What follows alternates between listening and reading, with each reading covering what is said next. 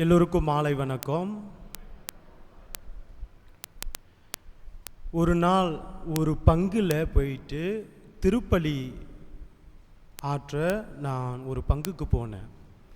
அந்த பங்குக்கு போயிட்டு திருப்பலி முடிந்தவுடன் பங்குக்கு வந்த அந்த திருப்பலிக்கு வந்த மக்களோடு கொஞ்சம் பேசினேன் வெளியில். அப்படி பேசும்போது அதில் ஒரு தாய்மாரை கண்டேன்.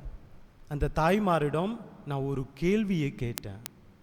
அந்த கேள்வி என்னவென்றால், அம்மா, இன்றைக்கு நீங்கள் திருப்பலிக்கு வந்தீங்களே, இந்த திருப்பலியில் உங்களுக்கு ரொம்ப பிடித்த இடம் எது?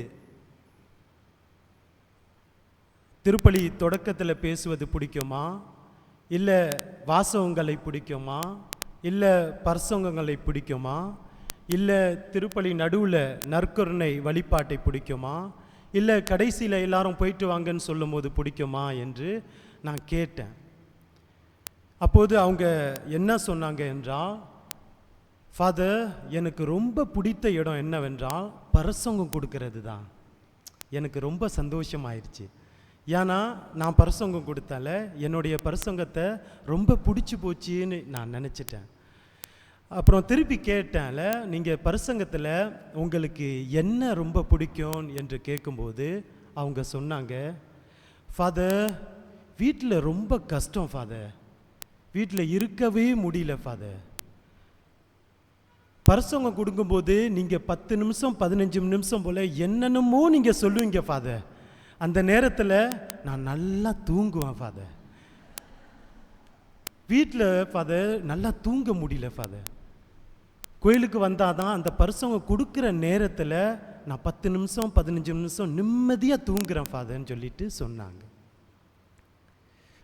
பரிசங்கம் கொடுக்க போகிறேன், நிம்மதியாகவும் தூங்கிக்கிட்டு கேட்கலாம்ல, ஆனால் குரட்டி விடக்கூடாதுல்ல. இன்றைய வாசகங்களை நாம் சேர்த்து பார்க்கும்போது திருப்பலியில் முதல்ல நான் சொல்லும்போது தான் ஒரு முக்கியமான கருத்தை நமக்கு கற்றுக் கொடுக்கிறது. அந்த கருத்து என்னவென்றால், உண்மையான இறைவனை முழு இதயத்தோடு நம்பி வாழும் வாழ்க்கை மட்டுமே பலன் அளிக்கும் வாழ்வாக மாறும். அதை பற்றி தான் இன்றைய முதல் வாசகத்தில் அரசர்கள் வாசகத்தில் நாம் கேட்டோம். 2 தீர்க்கதரிசி குரூப்களில் 2 தீர்க்கதரிசி குரூப் இருக்காங்க. ஒரு குரூப்பு எலியாவை சேர்ந்த உண்மையான இறைவனை வணங்கும் ஒரு குரூப்பு. இன்னொரு குரூப்பு பாகால் என்ற சிலை வழிபாட்டுகளை சேர்ந்த அந்த ஒரு குரூப்பு. தீர்க்கதரிசிகள் 2 பேர் இருக்காங்க.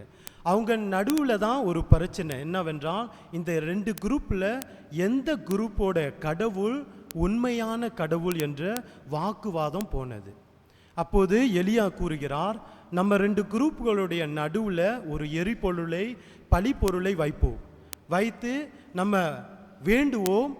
யார் வேண்டும் போது வானத்திலிருந்து தீ வந்து அந்த பழிப்பொருள்மை வந்து விழுவதோ அந்த தீர்க்கதரிசியுடைய குரூப்பை சார்ந்த கடவுளே உண்மையான கடவுள் என்று அந்த வாக்குவாதம் போனது. முதல் குரூப்பு பாகால் கடவுளை வணங்கின சிலை வழிபாட்டுகளை வணங்கும் ஒரு குரூப்பு ஒரு நாள் முழுவதும் வேண்டினாங்க. ஆடி பாடி கத்தி உறங்கி வேண்டினார்கள். கடைசி வரை அவங்களுடைய கடவுள் எந்த தீயும் அனுப்பலை, பழிப்பொருள் மேல் எதுவும் எரியலை. கடைசியில் மாலை நேரத்தில் எலியா இறைவனை மன்றாடி வேண்டினார். முழு இதயத்தோடு உண்மையான இறைவனை வேண்டினார். அந்த நேரத்தில் வானத்திலிருந்து தீ அந்த பழிப்பொருள்மை வந்து விழுந்தது. அப்போதுதான் அங்கே இருக்கிற மக்கள்கள் அனைவரும் இந்த எலியாவை சார்ந்த இந்த தீர்க்கதரிசி எலியாவை சார்ந்த குரூப்பின் கடவுளே உண்மையான கடவுள் என்று எல்லோரும் நம்பினார்களாம். அதனால்தான் இந்த முதல் வாசகத்தில் எலியா மக்களை கேட்கிறார், நீங்கள் எவ்வளவு காலம் 2 மனதோடு தள்ளாடி கொண்டு இருப்பீர்கள்? 2 மனதோடு பாகால் கடவுளை வணங்குகிறீங்களா, அதில் சேர்ந்து போயிருங்க. இல்லை உண்மையான கடவுளை வணங்குகிறீங்களா, அதில் இருங்க என்று கேட்கிறார். கடைசியில் அவர் வணங்கின கடவுளே தீ அனுப்புனதுனால அவருடைய கடவுள் உண்மையான கடவுளாக மாறி மக்கள்கள் அனைவரும் உண்மையான கடவுளையே இவர்தான் எங்களுடைய ஆண்டவர், எங்களுடைய தெய்வம் என்று கூறி வணங்கினார்கள் என்பதை இன்றைய முதல் வாசகத்தில் நாம் வாசிக்க கேட்டோம். புனித அந்தோனியாருடைய வாழ்க்கையிலும் நாம் ஒரு நிகழ்ச்சியை நாம் காணலாம்.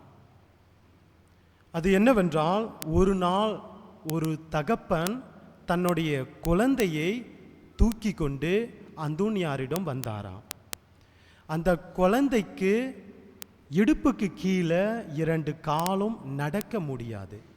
பிறந்ததிலேருந்தே அந்த குழந்தை நடக்க முடியாத நிலைமை. அது மட்டும் இல்லாமல் அந்த குழந்தைக்கு வலிப்பு நோயும் இருக்கிறது. ஸோ அந்த நோய் வரும்போதெல்லாம் அந்த குழந்தைக்கு தாங்க முடியாத நிலைமை. அதை பார்க்க முடியாத அந்த தந்தை அந்தோனியாரிடம் வர்றதுக்கு முன்னால் பல மருத்துவரிடம் கொண்டு பார்த்தார்.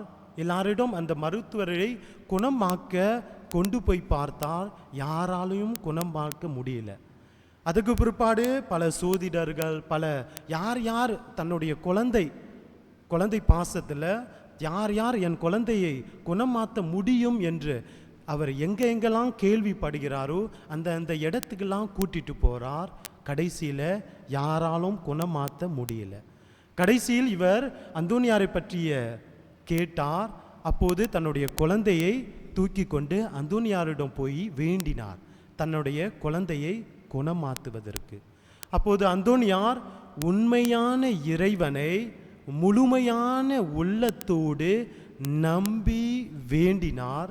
வேண்டின பிற்பாடு அந்த குழந்தையின் நெற்றியில் சிலுவை அடையாளத்தை வைத்தார். அதற்கு பிற்பாடு அந்த தகப்பனை தன்னுடைய குழந்தையை கூட்டி வீட்டுக்கு செல்லுமாறு அனுப்பினாராம். வீட்டுக்கு சென்ற பிற்பாடு அந்த குழந்தையை தூக்கி போன அந்த தகப்பன் வீட்டுக்கு போனதும் கீழே வைத்ததும் சற்று நேரத்திற்குள் கொஞ்சம் தடுமாறி எந்திரிக்க ஆரம்பிச்சானாம். அதுக்கு பிற்பாடு சில நாட்களுள்ள நடக்க முடிந்தது. வலிப்பு நோயும் முழுமையாக குணமாக்கப்பட்டது என்பதை அந்த புனித அந்தோனியாருடைய வாழ்க்கையில் நடந்த ஒரு உண்மையான நிகழ்ச்சி. இந்த நிகழ்ச்சியை பாருங்க. அந்த தகப்பன் பல கடவுள்களை 2 மனதோடு பல கடவுள்களையோ யாரையோ இல்லை தப்பு இல்லைல்ல, தன்னுடைய குழந்தை யார் குணமாற்ற முடியுமோ அந்த இடத்துக்கெல்லாம் போகிறார்.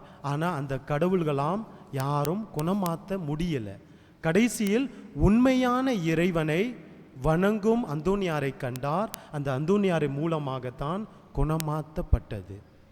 புனித அந்தோனியார் எதனாலே எப்படி இந்த குழந்தையை குணமாக்க முடிந்தது என்றால், அவர் கையில் உண்மையான கடவுள் இருக்கிறார். அந்த உண்மையான கடவுளை அவர் முழுமையாக நம்பினார். அவருடைய வாழ்க்கையை அர்ப்பணித்தார். அப்படி முழுமையான நம்பிக்கையோடு வாழும்போது அவர் வாழ்க்கைக்கு மட்டுமல்லாமல் பலருடைய வாழ்க்கைக்கு நலம் அளிக்கும் வாழ்வாக மாறுகிறது.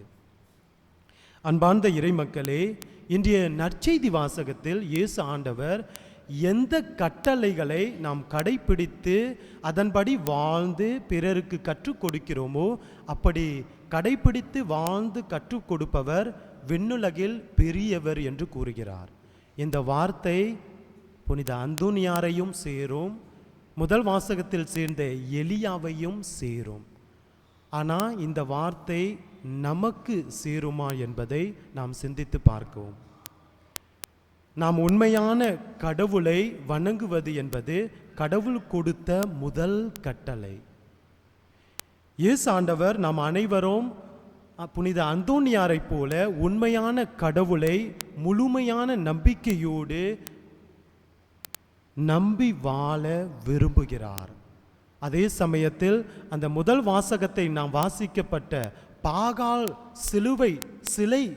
சிலை வழிபாட்டுகளை வணங்காம வாழ நம்மை எச்சரிக்கையாக வாழ நமக்கு எச்சரிக்கை விடுகிறார். இன்றைய காலகட்டத்தில் சிலை வழிபாட்டுனா என்ன? சிலை வழிபாட்டுனா உண்மையான கடவுளோடு நாம் நெருங்க முடியாம நம்மை வெகு தூரத்துக்கு எடுத்து சொல்லும் எந்த பொருளோ பணமோ அதிகாரமோ சுயநலமோ உலக இன்பமோ எல்லாமே சேரும். அதிகமாக நாம் சேர்க்கும் பணங்கள் தேவை, புகழ்கள் தேவை, அதிகாரங்கள் தேவை, உலக இன்பங்கள் தேவை. ஆனால் அதுக நம்மை கடவுளோடு வெகு தூரத்துக்கு எடுத்து சென்று விட்டால் அதுதான் இன்றைய காலகட்டத்தின் சிலை வழிபாட்டுகள். அன்பார்ந்த இறைமக்களே, புனித அந்தோனியாரின் பக்தர்களே, நாம் உண்மையான பக்தராக வாழ்வதற்கு நாம் முழுமையான இதயத்தோடு, 2 இதயத்தோடு இல்லாமல், 2 மனதோடு இல்லாமல், ஒரு மனதோடு, உண்மையான உள்ளத்தோடு மனதோடு உண்மையான இறைவனை வணங்கி வாழ முயற்சி செய்வோம். எப்போது நாம் உண்மையான மனதோடு நம்பி வாழ்கிறோமோ அந்த இடத்துல இறைவனுடைய செயற்கையை நாம் பார்க்கலாம். அங்கதான் அதிசயங்கள் அற்புதங்களையும் நாம் காணலாம். முயற்சி செய்வோம்.